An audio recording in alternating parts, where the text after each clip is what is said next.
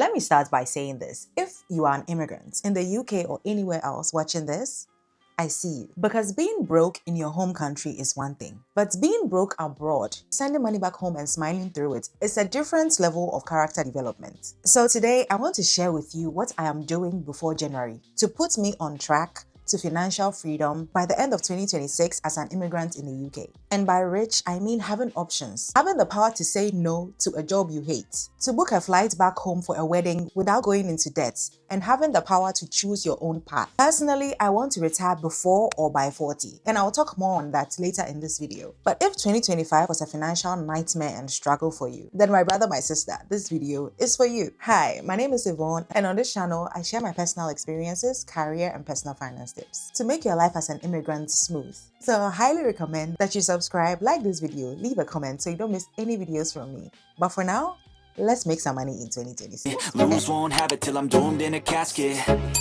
I ain't playing, got a weird mind. Now, before I tell you how, we need to agree on the why, because financial freedom as an immigrant looks very different. In the beginning, it's more about not having your stomach drop when you see the email reminding you that your visa renewal is in 6 months and that the fees have gone up again. It's about being able to send money back home for your sister's birthday or your mom's medication out of generosity and not resentment because it's not coming out of your food budget. It's about having enough savings that one single problem doesn't ruin everything you've worked so hard to build. For me, financial freedom means my bills are paid every time on time. It means my mind is no longer stuck in survival mode, constantly calculating and worrying. It means I have choices, like I said, real choices about where I live, what I do, and how I build my future, and not being afraid of what's around the corner. That's it. That's the dream. It's not a flashy, loud dream. It's a more realistic one. Well, until I win the lottery. Someone said at this point it's enough, we should plan a bank heist. But seriously, once you decide all of this, you have to start with a plan. So I've created a concrete plan right now before the chaos of a new year begins. And once I defined what financial freedom actually means for me, the next question was obvious. How do I realistically get there? First of all, I had to stop lying to myself. Because listen, the UK is expensive. It's not playing with you. And I was out here pretending like it wasn't. Every single month, my bank account didn't look like it was supposed to. In another life, I'm a millionaire, okay?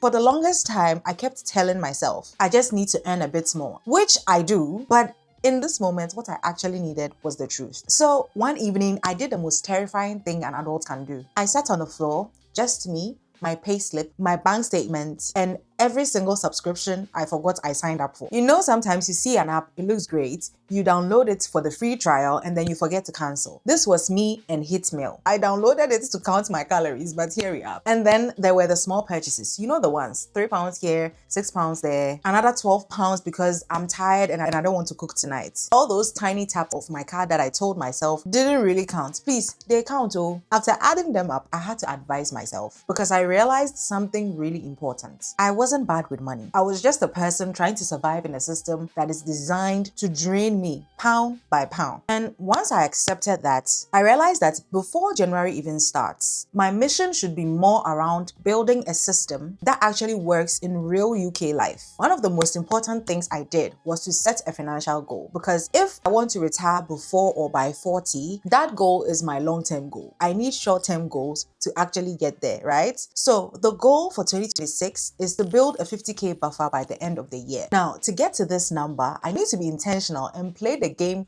with my eyes open. No more pretending. Also, people are making this kind of money on the internet on a monthly basis. So why can't I try to do the same in a year? Question. Now, I have my goal for the year. But how do we get there? So first, I had to consider the obstacles, right? The big elephant in the room, visa restrictions. How on earth am I going to save that much money on a skilled worker visa? This is a valid question I asked myself because on the skilled worker visa, you have limited options. And at first, that stressed me, but I had to reframe it in a way that will fuel me. Because to get to this number, I need a proper side hustle. The regular freelancing or starting an Etsy shop could get you in serious trouble. However, on a skilled worker visa, you can work up to 20 20 extra hours a week, but only in another highly skilled job that's eligible for sponsorship. So guess what? I had to check gov.org to make sure that this social media thing that I'm doing is in line with my profession, because I work in finance. So making finance related content is considered highly skilled. So before January, I'm focusing my energy where it's safest and most effective. And then throughout 2026, I am going to document my achievements. I recently got monetized on YouTube, and then on TikTok, I earned something from the creator program. So let me know if you want monthly budgets content or what I make on a monthly basis from social media. I'll be glad to share it and show you step by step how I'm trying to meet the goal.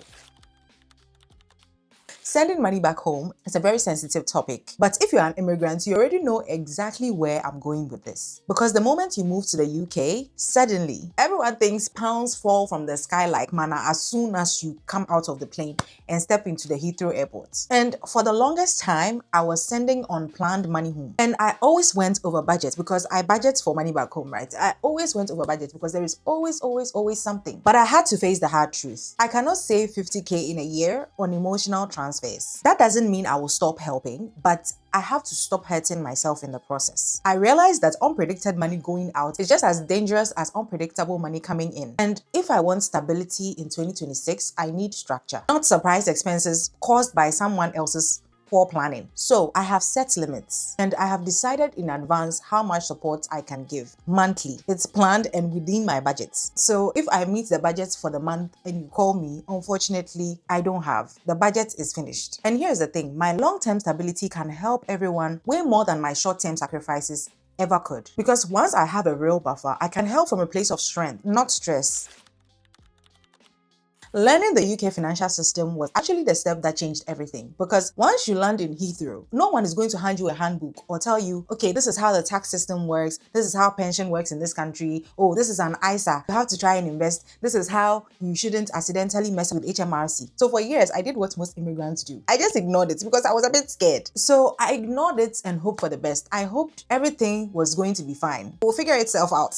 But my dear, hope is not a financial strategy. I finally realized that the UK financial system reward people who understand it. So instead of fearing it, I decided to study it like it was my job. And before January, I'm taking two big steps. The first one is a ruthless debt audit. Some analysis show the average unsecured debt for a UK household is projected to reach 17k by 2026. Sometimes you have to take your credit report and look to see if there is any credit on there that even you didn't go for. There are stories of people who have ruined credit scores because there was a credit card on their reports that they never went for that credit card, or they tried to get it and they didn't get it, but then it still remained on their report. So you have to check that. And when you have debt, right? Let's say you have a list of debts. The one with the highest interest rate is like a fire burning down your house whilst you are still in it. So I took a deep breath and checked all these things. Fortunately for me, I do not have debts with high interest rates, but if I did, I will throw every single pound that I have left or every spare change that I get on that high interest rates to put out the fire as fast as possible. Because the higher the interest rates, the higher and faster that debt is going to grow. For me, my plan now is to build my credit score. So I will be working towards that as well in 2026. The second thing is investment. I actually started investing at the beginning of this year. I set it up after I did a corporate finance course in my MBA, and I learned that to build real wealth, your money has to grow faster than the cost of living and inflation. You actually don't need an MBA to learn this, but for me, it helped. And the single best tool for this in the UK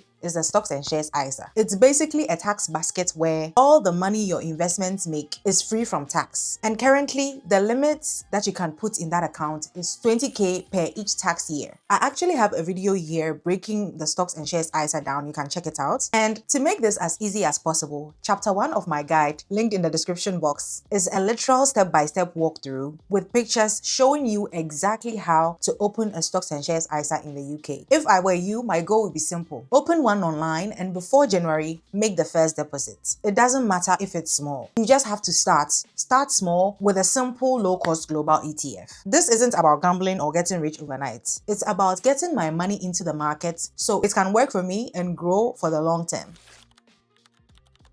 Now, I'm making sure I'm automating one thing because listen, I know myself, okay? After a 9 to 5 job, an hour-long commute on a packed train, cooking dinner, cleaning up, making YouTube videos, making TikToks, my motivation is at zero. So if I have to really decide to save money on a Tuesday night at 10 p.m., I would rather choose to scroll on my phone. Motivation is a feeling low and feelings are fickle, but systems are what gets results. So before January, I have automated my entire financial life. I have set it up such that the day after I get paid, an automatic transfer will just whisk the money away straight into my savings and my investment account. I treat these transfers like a non-negotiable bill, just like your rent or council tax. I am making sure that I'm paying myself first before I have a chance to spend it. And you can do it too because this is how savings become automatic. And automatic is how you win. So set up the direct debit today. Sister Bra.